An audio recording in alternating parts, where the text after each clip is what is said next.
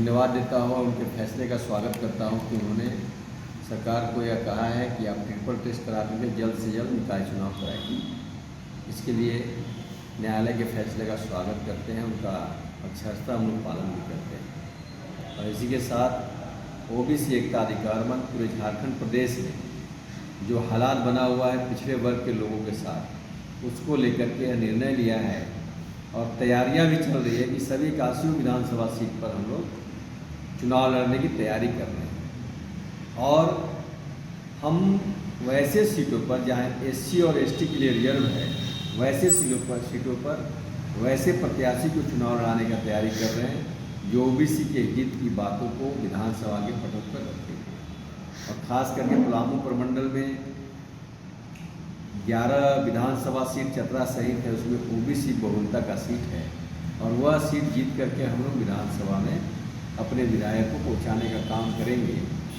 और पलामू प्रमंडल और उत्तरी छोटानागपुर प्रमंडल में 65% लोग लगभग ओबीसी परिवार के लोग रहते हैं। और साथ ही साथ पूरे झारखंड को अनुपातिक रूप से आप देखेंगे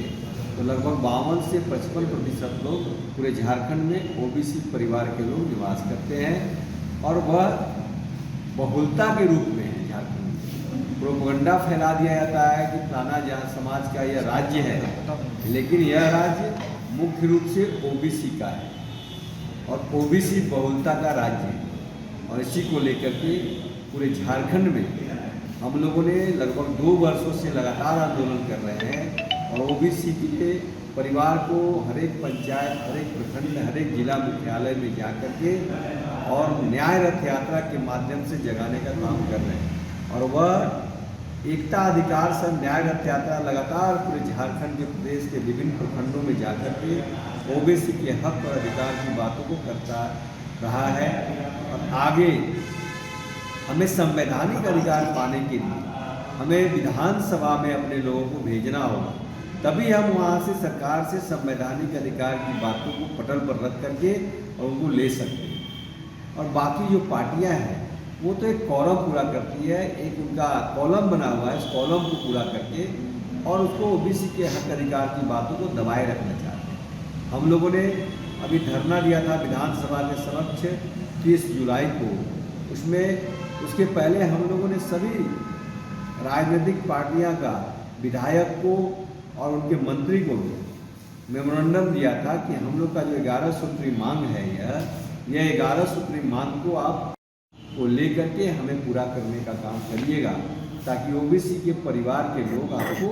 लगातार आपके पार्टी के साथ खड़े रहें। लेकिन एक बकार भी, एक शब्द भी उन लोगों ने विधानसभा में ओबीसी के हक अधिकार की बातों को नहीं रखा।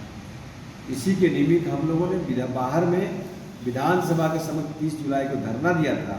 और सरकार से हम मांग किया कि हमारे जो संवैधानिक अधिकार है, चाहे वह जाति आधारित जनगणना करा करके जनसंख्या के अनुपात में नौकरी में भागीदारी,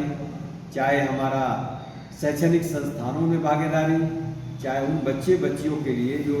पैसे के अभाव के बिना पढ़ाई नहीं कर पाते हैं, उनके लिए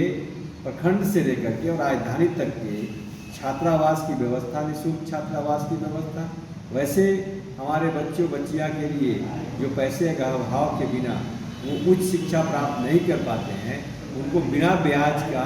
उनको शिक्षा ऋण उपलब्ध कराइए। आपको जानकर यह आश्चर्य होगा कि पूरे देश में सबसे महंगा शिक्षा ऋण है। यह कहाँ का न्याय है? गाड़ी खरीदने जाइएगा तो सबसे कम ऋण,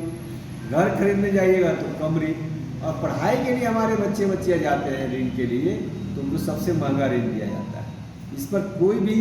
पार्टी या कोई भी सरकार ध्यान दिया है क्या? तो ये कि पूरे झारखंड में जो प्रदेश है, पूरे देश में जो देखने को मिल रहा है,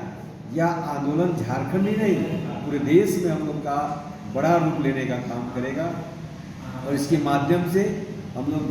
देश की सरकार को भी जगाने का काम करेंगे और ओबीसी परिवार के लोग यदि चाह जाएंगे तो देश की सरकार को भी हटाने का काम करेंगे। इसी समान विचारधारा वाले दलों में है दिसंबर में यहाँ पर विधानसभा चुनाव होने हैं। जब अभी ट्रिपल टेस्ट करा करके आप सीटों का घोषणा कर दीजिए कि हम वार्ड से लेकर के और नगर पंचायत, जिला परिषद, नगर परिषद और हमारा नगर निगम में हमारे ओबीसी परिवार के महिलाओं के लिए आप कम से कम 40% सीटों को आरक्षित करिए। हमारे ओबीसी के लिए जनसंख्या के अनुपात में सभी सीटों को, चाहे वार्ड का हो, चाहे निकाय का हो, चाहे नगर पंचायत हो, नगर परिषद हो या नगर निगम हो, जनसंख्या के अनुपात में आप उसे आरक्षित करिए और उसी को घोषणा कर दीजिए। चुनाव भले विधानसभा चुनाव के बाद हो, मैं उनका स्वागत करूँगा। ये हम लोग की मांग है। हम लोग का यह भी मांग है कि जो ज़मीन का विवाद है बहुत वर्षों से पूरे प्रदेश में, उसको आप निपटारा करिए। हम लोग का मांग है कि जो पेपर लीक का मामला है वो आप निपटारा करिए और आप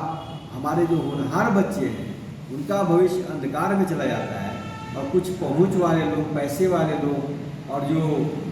पैरवी वाले लोग हैं उनको पेपर लीक करके रात में दे दिया जाता है और सुबह एग्जाम लिख करके पास हो जाते हैं और हमारे होनहार बच्चे का भविष्य अंधकार में चला जाता है, उनका ज़िंदगी चौपट हो जाता है। हम लोगों ने यह भी निर्णय लिया है कि पूरे झारखंड में सभी विधानसभा में हम लोग सम्मेलन करेंगे और उसकी तैयारी करके सभी सीटों पर विधानसभा वाइज सम्मेलन किया जाएगा और हम लोग सम्मेलन के माध्यम से यह तैयारी करेंगे कि हम लोग कैसे विधानसभा की सभी सीटों को जीत करके और ओबीसी की सरकार झारखंड में बनाना है। तो हम लोगों ने समान विचारधारा के लोग जो साथ आना चाहते हैं ओबीसी एकता अधिकार मंच के साथ, उनको भी हम लोग साथ लेकर के चुनाव लड़ेंगे। चाहे वो कोई भी राज्य में रहते हों, कहीं भी उनका जनाधार हो और कोई भी वो बड़े नेता हो अपने पार्टी के, वो अगर ओबीसी एकता अधिकार मंच के साथ आकर के और सहयोग के साथ चुनाव लड़ना चाहते हैं तो उनका स्वागत है। उनका सहयोग हम लोग देंगे, वो हमें सहयोग करें और हमारी जो भी बातें ओबीसी का हक और अधिकार की बातें हैं वो विधानसभा से और राज्य सरकार और केंद्र सरकार से लेकर के और निचले स्तर तक जो हमारा अंतिम व्यक्ति है उन तक पहुंचाने का जो काम करेंगे, उनके साथ हम लोग सहमति के साथ चुनाव लड़ेंगे। निकाय